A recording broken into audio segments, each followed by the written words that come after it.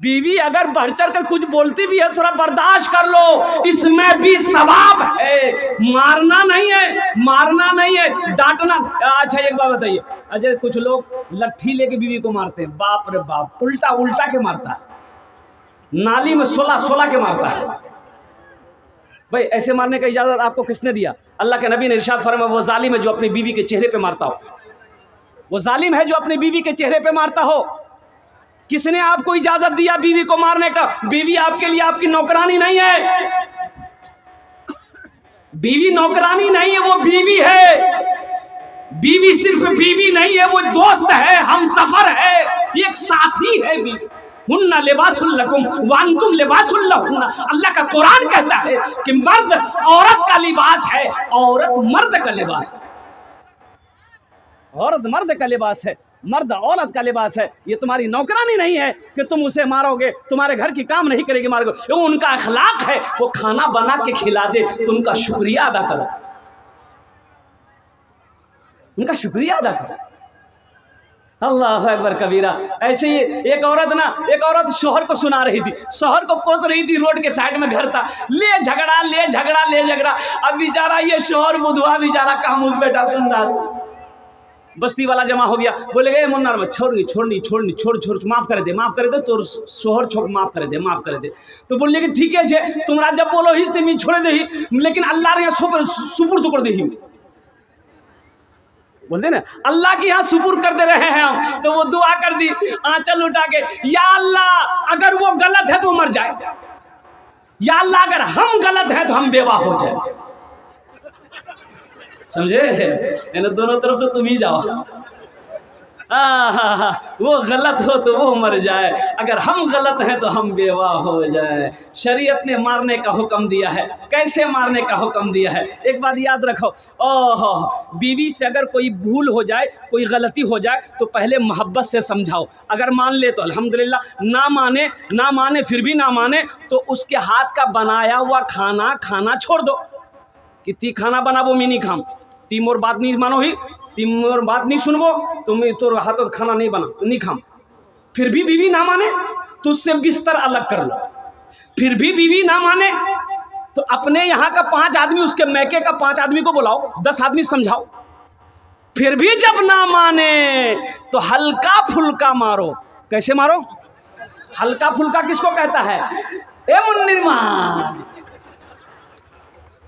अरे हल्का फुल्का इसी को कहते हैं कि जिस्म में निशान ना पड़े, जिस्म में निशान ना पड़े, चोट का निशान ना पड़े। हल्का फुल्का इसे ही कहता है कि दौड़ा दौड़ा के मारोगे।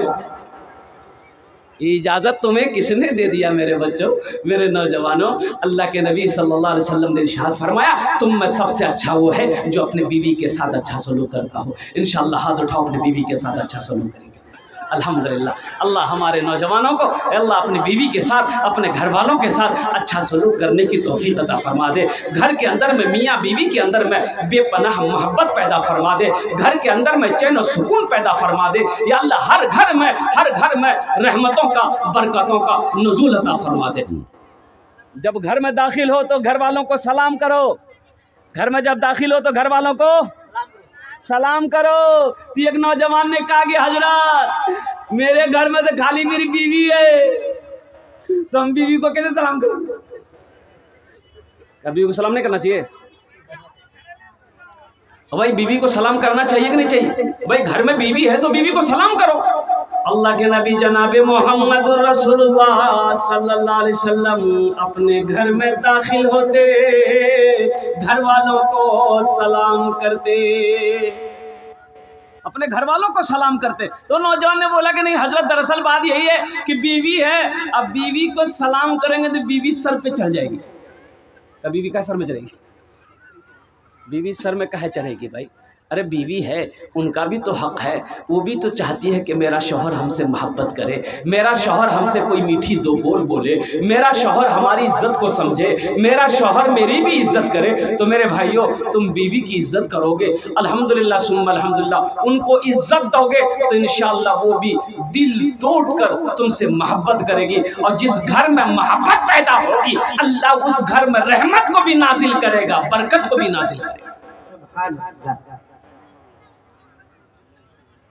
रहमत को भी नाजिल करेगा, बरकत को भी नाजिल करेगा। अल्लाह के नबी सल्लल्लाहु अलैहि वसल्लम की 11 बीवी थी, 11 बीवी थी। किसी बीवी से आपको ये रिवायत नहीं मिलेगा कि अल्लाह के नबी ने किसी बीवी को कभी मारा हो।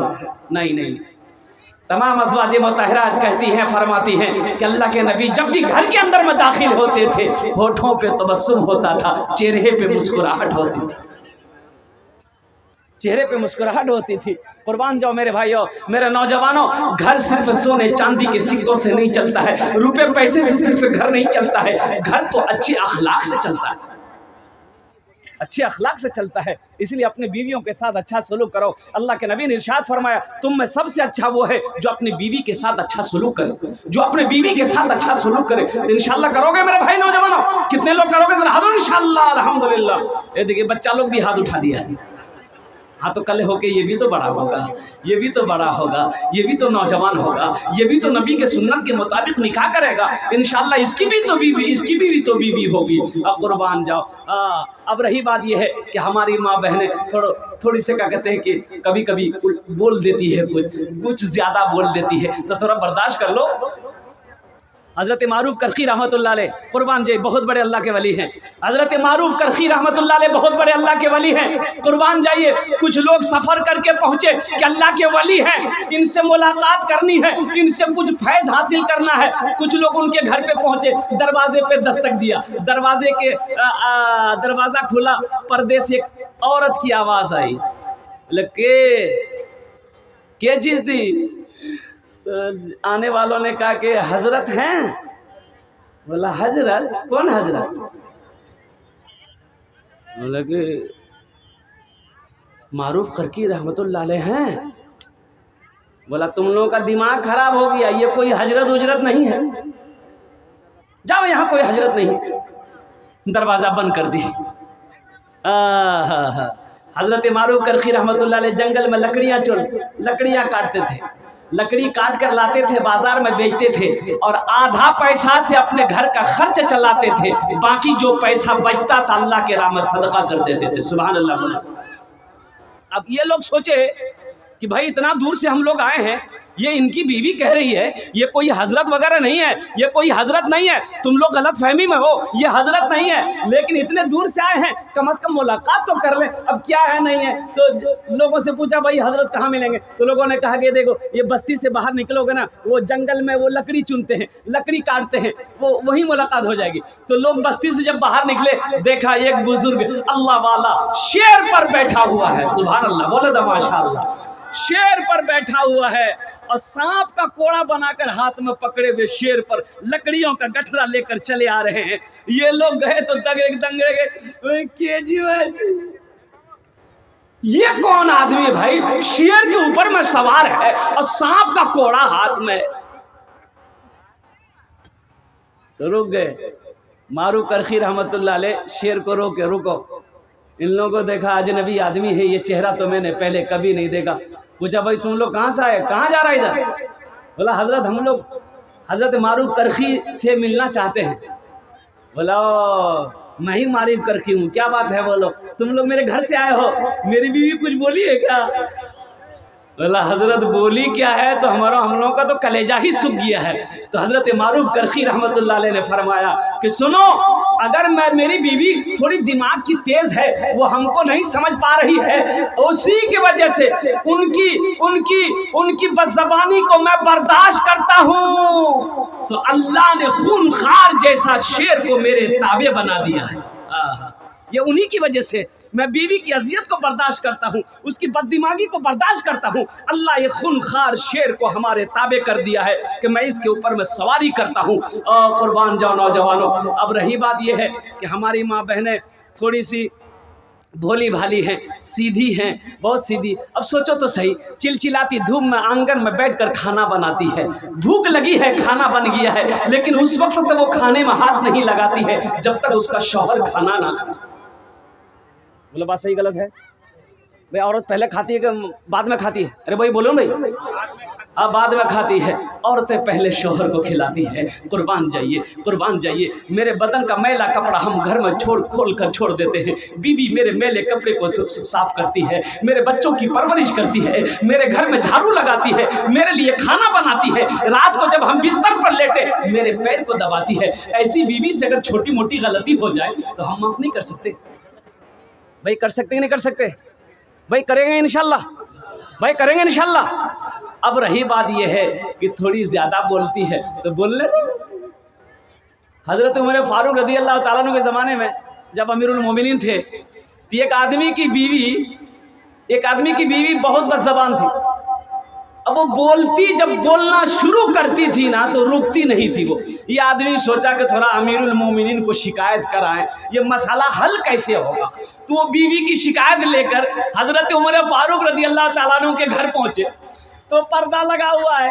तो वो बैठक में बेचारे बैठक में रुके कि हज़रत अमीरुल मोमिनीन निकलेंगे तो हम अपने शिकायत पेश करेंगे। तो उधर अंदर में हज़रत उमर फारूक रज़ी अल्लाह ताला अन्हु की बीवी उनको खूब झाड़ रही थी। वो बोले जा रही है। हज़रत फारूक आज़म रज़ी अल्लाह ताला अन्हु खामोश सुन रहे हैं, बीवी बोले जा रही, खामोश सुन रहे हैं। ये आदमी सोचा कि अल्लाह, हम अपना फैसला करवाने आए हैं, ये क्या फैसला करेंगे? इसकी बीवी तो खुद सुना रही है इसको। इनकी बीवी तो इनको खुद सुना रही है। तो मेरे भाई कुर्बान जाइए। वो शख्स बोला कि नहीं इनको सुनाने फायदा नहीं। वो लौटने लगा। हज़रत उमर फारूक रज़ी अल्लाह ताला अन्हु इतने दरमियान में निकले। वो आवाज़ दी, ओ भाई इधर किस काम से आया था?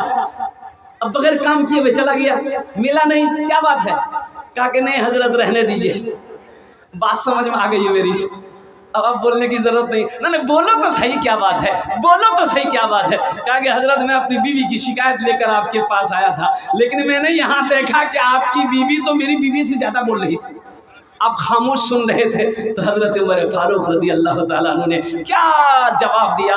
आपने फरमाया, अच्छा ये बताओ, तुम्हारे घर में कोई नौकर हो, तुम्हारे घर में अगर कोई नौकर हो, तुम्हारा गंदा कपड़ा धोए, तुम्हारे घर में झाड़ू लगाए, तुम्हारे घर की निगरानी करे, तुम्हारे बच्चों की परवरिश करे, तुम्हारे लिए खाना बनाए, अगर वो थोड़ा सा अगर कुछ बोल दे तो तुम बर्दाश्त करोगे कि नहीं करोगे? बोला हाँ बर्दाश्त करें। बोला वही समझ लो, वही समझ लो। अच्छा, ये गुड मॉर्निंग का माने क्या है, इसका तर्जमा क्या है, इसका अर्थ क्या है, इसका मीनिंग क्या है? Good afternoon, good evening, good night का इसका माने क्या है? तो गुड मॉर्निंग का माने ये है, बताने वालों ने बताया कि गुड मॉर्निंग का माने है आपकी सुबह अच्छी हो, आपकी सुबह अच्छी हो। आप किसी के घर घर गए भाया गुड मॉर्निंग, यानी आपकी सुबह आपके लिए अच्छी है। दोपहर में गए थे भाया गुड आफ्टरनून, यानी आपका दोपहर अच्छा है। शाम को गए गुड इवनिंग, आपकी शाम अच्छी है। रात में गए कि भाया गुड नाइट, यानी रात अच्छी है। अब एक बात जरा ज़हन में हाजिर दीजिएगा, मेरी माँ मर गई, मेरी माँ का इंतकाल हो गया, जनाजा रखा हुआ है, हम बैठकर रो रहे हैं, पूरा घर गम में मुब्तला है, पूरा घर गम में डूबा हुआ है। मेरा एक दोस्त आया, बोला कि हजरत गुड मॉर्निंग, आपकी माँ चली गई, आज आपकी सुबह बहुत अच्छी है। बाप का इंतकाल कर गया, सारे लोग रो रहे हैं। एक आदमी आया, बोला कि गुड आफ्टरनून, बहुत अच्छा, आपका बाप टपक गया, आपके लिए दोपहर बहुत अच्छा है। सबसे अच्छा सलाम मजहब इस्लाम का सलाम है, सबसे प्यारा सलाम मजहब इस्लाम का सलाम है। अस्सलामु अलैकुम, तुम पर सलामती हो, वो रहमतुल्लाह है, अल्लाह की रहमतें भी हो, वो बरकातहू, और बरकतें भी। मजहब इस्लाम के ऐसा सलाम किसी मजहब में नहीं मिलेगा, किसी मजहब में नहीं मिलेगा। अरे जो भाई मेरे लिए सलामती की दुआ कर रहा हो, बरकत की दुआ कर रहा हो, रहमत की दुआएं कर रहा हो, तो हमको भी चाहिए उनके लिए दुआ करना चाहिए कि नहीं चाहिए भाई? तो इसलिए जब कोई सलाम करे, अल्लाह के नबी ने इरशाद फरमाया कि जब तुम्हें कोई सलाम करे उसके बेहतर जवाब दो। क्या जवाब दो? बोलो भाई, भाई बोलो भाई, क्या जवाब दो? तो बेहतर जवाब कैसे दोगे? बेहतर जवाब कैसे दोगे? अगर कोई अस्सलाम वालेकुम आपको कहता है तो आप जवाब दिए वालेकुम अस्सलाम व रहमतुल्लाह। कोई अगर अस्सलाम वालेकुम व रहमतुल्लाह कहता है तो आप जवाब दिए वालेकुम अस्सलाम व रहमतुल्लाहि व बरकातुहू, या नहीं तो कम से कम वालेकुम अस्सलाम ही तो बोल दो, वालेकुम अस्सलाम ही बोल दो। जो सलाम में पहल करेगा 30 नेकी कमाएगा। कितनी नेकी कमाएगा? अस्सलाम वालेकुम 10 नेकी, व रहमतुल्लाह 10 नेकी, व बरकातुहू 10 नेकी। कितने हुए? 10 दाही 10 तिया 30 ने की। आज जो जवाब देगा अल्हम्दुलिल्लाह अल्हम्दुलिल्लाह सुम्मा अल्हम्दुलिल्लाह। इसलिए सलाम में पहल करो, सलाम में पहल करो। सलाम ये कोशिश करो कि हम पहले अपने भाई को सलाम करें। अल्लाह के नबी इरशाद फरमाते हैं कि तुम रास्ता चलते हुए उनको भी सलाम करो जिसको जानते हो, जिसको नहीं जानते हो अगर वो यकीन है कि आप मुसलमान है तो उन्हें भी सलाम करो। सलाम में पहल करो, सलाम को आम करो। अल्लाह के नबी जनाब मोहम्मद रसूलुल्लाह सल्लल्लाहु अलैहि वसल्लम का फरमान है। तो इंशाअल्लाह सलाम में पहल करेंगे मेरे भाई। कितने लोग तैयार हैं? हाथ उठाओ, इंशाअल्लाह सलाम में पहल करेंगे। अल्लाह आपके हाथ उठाने को कबूल अता फरमाए। लेकिन क्या बोलेंगे? अभी सलाम क्या हो गया है? अभी सलाम अच्छा देखते एक आदमी साइकिल लेके जा रहा था, मुखिया जी कुर्सी में बैठे हुए थे। अब मुखिया जी का दरवाजा वहाँ है, रोड यहाँ है। अब आदमी रोड में जा रहा है तो दूरे सलाम किया, मुखिया जी। तो मुखिया जी भी बोला। अब ये क्या बोला, वो क्या बोला? भाई सलाम हुआ, अरे बोला भाई सलाम हुआ। अब ये क्या बोला? अब मुखिया जी क्या बोला? अच्छा एक सलाम ये भी है भाया, वो भी उठा दिया। भाई ज़बान से बोलो, अल्लाह का बंदा अस्सलामु अलैकुम ज़बान से बोलो, और रहमतुल्लाहि ज़बान से बोलो, वो बरकातुहू ज़बान से बोलो। जब तुम्हें कोई सलाम करे तो उससे बेहतर जवाब दो, ताकि सुनने वाले सलाम करने वाले को ये मालूम हो जाए कि मैंने जिसको सलाम किया है उन्होंने मेरे सलाम को सुना है और मेरे लिए भी दुआ कर दिया है, मेरे सलामों का जवाब दिया है। अल्लाह के नबी ने इरशाद फरमाया कि हर बड़ा छोटे को, हर छोटा बड़ा को सलाम करे। आदाब सलाम यही है कि छोटा बड़ा को सलाम करे, छोटा बड़ा को सलाम करे और आने वाला बैठने वाले को सलाम करे। बहुत तेज़ी के साथ वक्त गुजरता चला जा रहा है। मौजूद सामईन किराम, औरत की तरफ से, ये नौजवानों मियाँ बीवी की तरफ से बस कुछ पैगाम थे, मैंने आपकी बारगाह तक पहुंचाया है। मौजूद सामईन किराम, ये मदरसे का जलसा है। मदरसा किसका घर है? अल्लाह के रसूल का घर है। मदरसा किसका घर है? अच्छा देखिएगा, कुछ लोग मदरसों से बुग़्ज़ रखते हैं, कुछ लोग मदरसों को पसंद नहीं करते, जबकि जानते हैं, आपको पता है मौलाना असद मदनी ने फरमाया था मद्दज़िल्लहुल आली ने, लोगों मौलाना वली रहमतुल्लाह अलैह खान का मुंगेर ने वो उड़ीसा की सरजमीन पर लाखों लोगों के दरमियान में फरमाया था कि लोगों सुनो, ये मदरसे दीन के किले हैं, ये मदरसे जब तक चलते रहेंगे चांद सूरज चमकता रहेगा। जिस दिन मदरसा बंद हो जाएगा ये सूरज का निकलना भी डूबना भी बंद हो। अच्छा मदरसे में मैं आपको बताऊं क्या मेरे भाई, अल्लाह अकबर कबीरा, अपने बच्चों को कुरान पढ़ाओ। मैं तो कहता हूं कि हर आदमी को इतना इल्म होना चाहिए कि बाप मर जाए तो खुद जनाजे की नमाज पढ़ाए। हर आदमी को ये हर भाई को इतना इल्म होना चाहिए कि जब उसकी बहन की शादी हो तो वो खुद निकाह पढ़ाए। भाई मौलवी साहब को ढूंढे कहे ढूंढे, आप खुद निकाह पढ़ाइए। आपकी बहन निकाह पढ़ाइए, आपकी बेटी है निकाह पढ़ाइए, आपका बाप मरा है खुद निकाह पढ़ाओ, ये जनाजे की नमाज पढ़ाओ। कहाँ से भागोगे?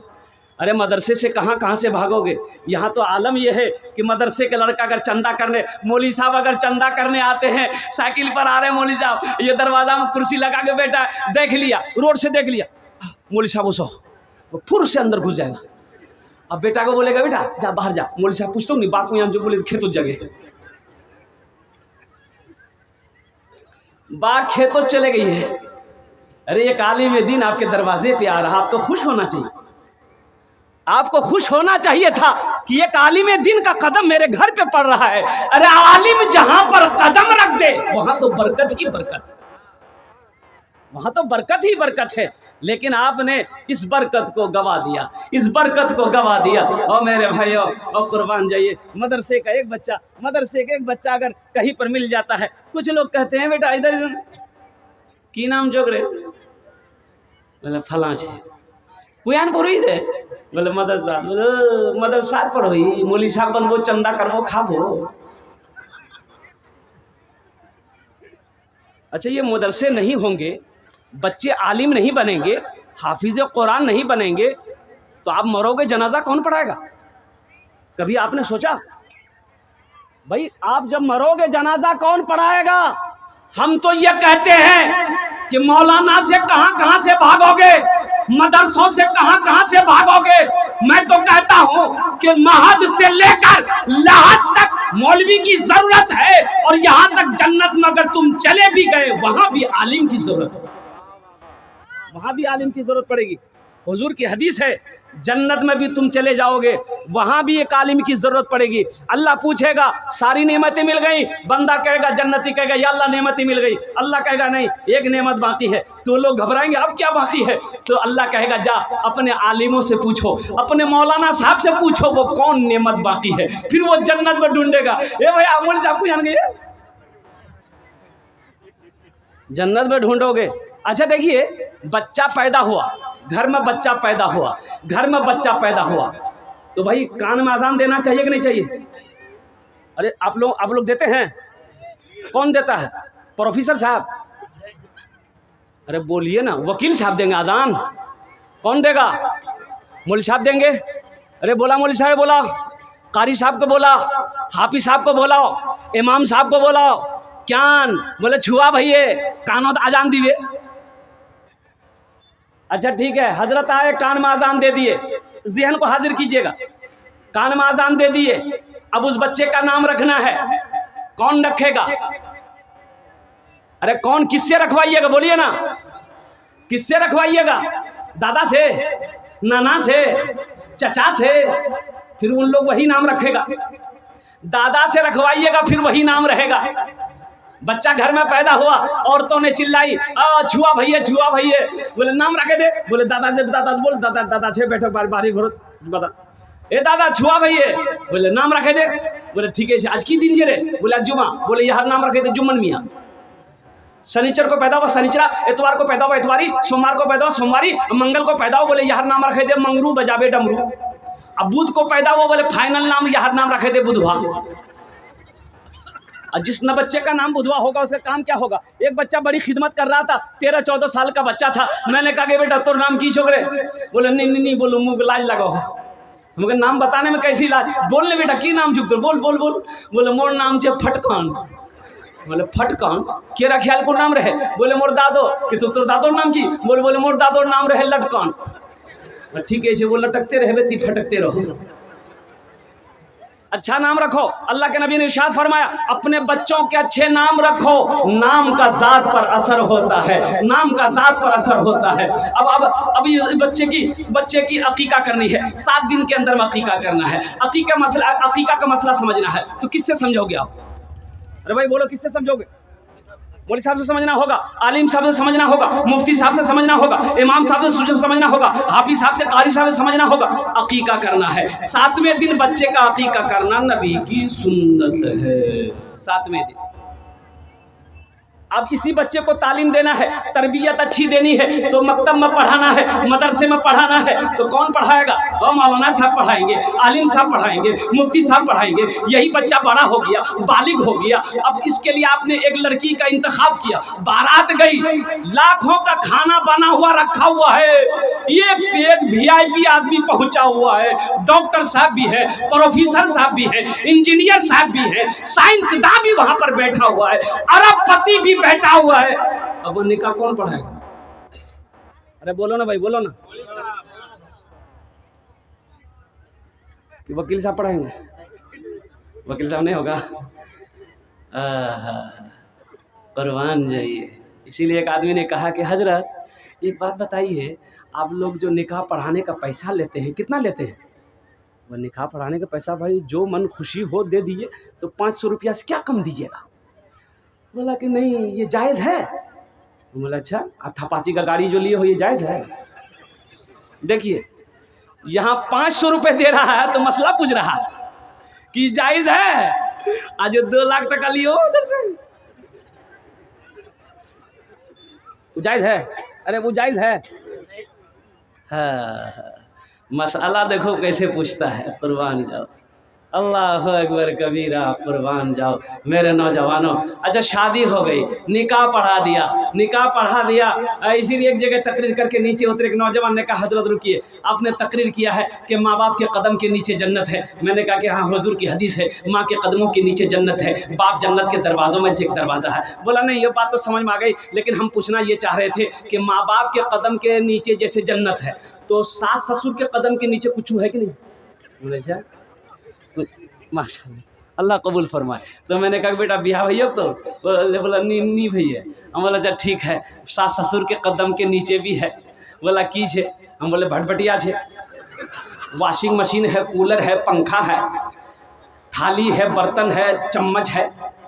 हाँ मेरे नौजवानों, नबी करीम जनाब मोहम्मद रसूलुल्लाह सल्लल्लाहु अलैहि वसल्लम की सुन्नत के मुताबिक निकाह करो। इंशाअल्लाह अगर नबी के सुन्नत के मुताबिक निकाह करोगे तो तेरे घर में जो औलाद पैदा होगी वो फरमा बरदार होगी, वो नेक और साले औलाद होगी।